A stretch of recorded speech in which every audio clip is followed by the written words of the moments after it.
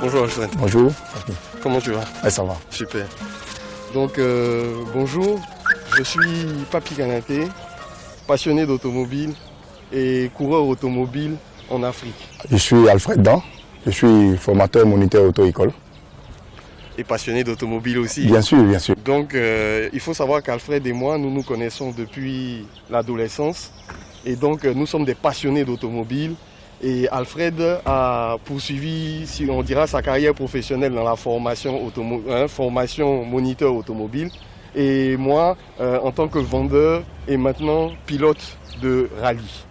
Donc Alfred et moi avons jugé opportun, donc pilote d'Afrique, c'est notre nom, nous avons jugé opportun de parler de la sécurité routière, parler du code de la route, parler d'automobile mais de sécurité.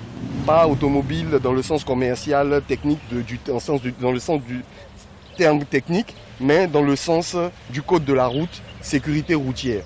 Donc Alfred et moi allons combiner nos expériences, lui dans la connaissance du code de la route et moi en termes de sécurité, car il faut savoir que le sport automobile nécessite beaucoup de sécurité. Et pour la petite anecdote, je me suis vu déjà arrêter de faire un rallye juste parce que mes ceintures n'étaient pas conformes.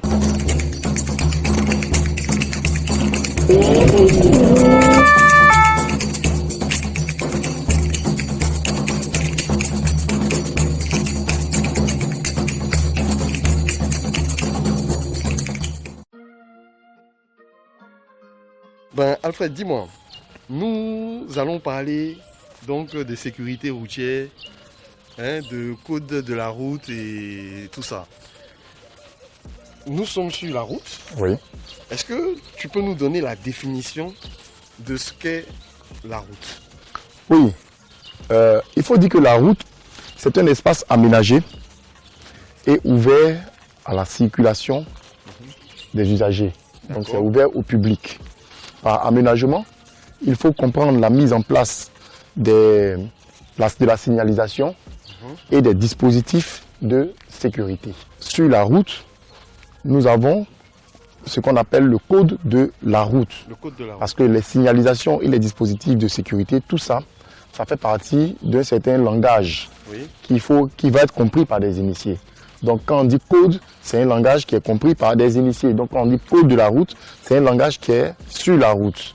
Et il faut dire que, en gros, le code de la route, ce sont les lois et les règlements relatifs à la circulation routière et qui sont mis à la disposition des usagers qui doivent respecter. D'accord. Donc quand tu parles d'initié de la route, en fait, c'est celui qui a suivi sa formation lors de son inscription à l'auto-école, c'est ça? Bien sûr. D'accord. Ceux qui ont subi leur formation à l'auto-école, c'est pour apprendre à conduire, c'est-à-dire c'est pour avoir un permis de conduire. Oui. Mais les autres usagers, c'est-à-dire les piétons, sans parler des animaux, parce que les animaux sont guidés par les piétons, les piétons aussi doivent apprendre à lire les panneaux. Tout à fait. Donc c'est pourquoi il y a beaucoup de documents, pas forcément des documents techniques relatifs à l'auto-école, mais dans certains documents, on a mis à la disposition de tout le monde la lecture des panneaux afin de les apprendre et de pouvoir les interpréter lorsque nous sommes sur la route. Okay. Donc le législateur va mettre en place un ensemble de règles, de règlements qui va permettre à tous ceux qui sont usagers de la route de pouvoir se conformer à toutes ces dispositions-là. Donc, ça veut dire que ces règles sont relatives aux caractéristiques des véhicules, au mécanisme des véhicules et aux compétences des usagers. Voilà, donc si je veux bien m'expliquer, ça dit les compétences, ça dit que d'abord il faut savoir conduire un véhicule. Ça c'est une compétence d'un usager. Quand je parle des caractéristiques, ça dit selon les véhicules, selon leur gabarit, comment ils doivent se comporter sur la chaussée.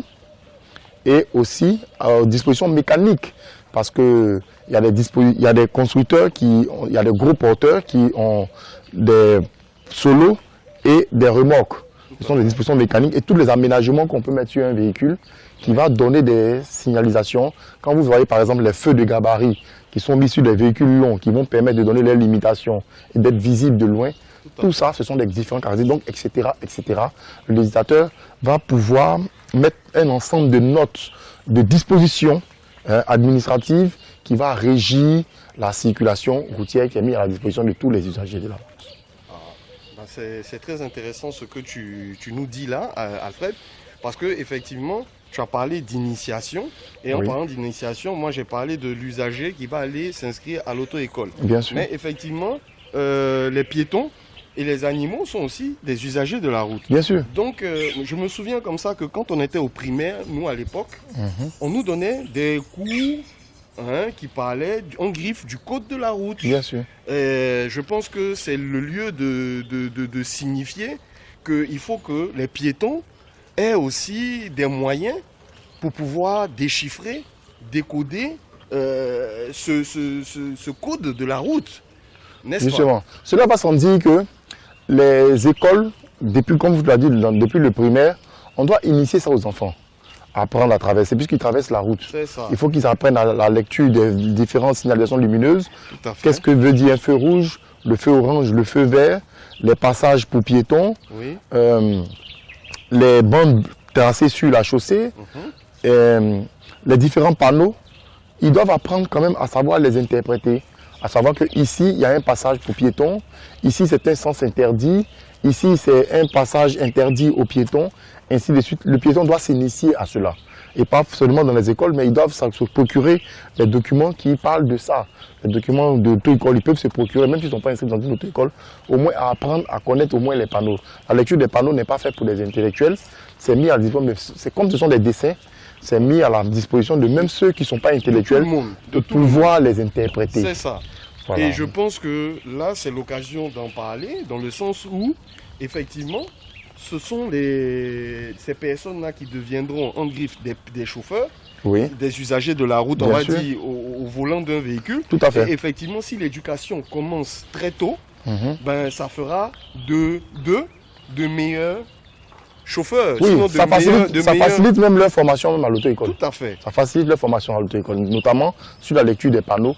Déjà, s'il y a déjà des prérequis dont le candidat dispose déjà, ça permet au moniteur d'aller vite et d'aller sur des éléments que peut-être qu'il n'a pas eu la disposition, notamment sur les règlements, les contraventions, tout ça. Bon, ça, le moniteur peut aller dessus, puis l'apprentissage même de la conduite sur un véhicule, tout ça, bon. Ce que je veux dire. Alfred, je te remercie vraiment pour toutes ces informations. Et vraiment, j'ai hâte, que notre prochaine batterie de questions que nous recevrons de nos auditeurs, afin que tu puisses nous faire partager tout ce savoir, cette source de savoir que tu as. Merci. La sécurité routière, tous responsables, tous concernés.